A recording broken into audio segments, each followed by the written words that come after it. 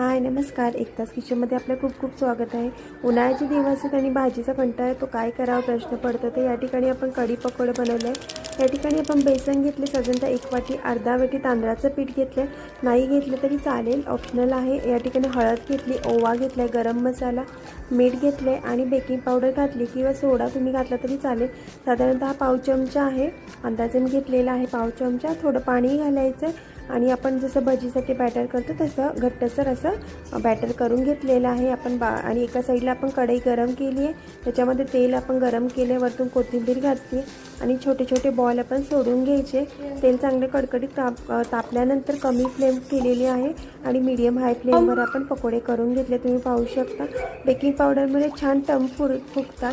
सोडाच्या ठिकाणी तुम्ही baking powder वापरून पहा। या ठिकाणी आपण दही घेतलेलं आहे, दही आंबट नाही घेतलेलं, फ्रेश असं घेतले, अर्धी वाटी दही, त्याच्यामध्ये साधारणतः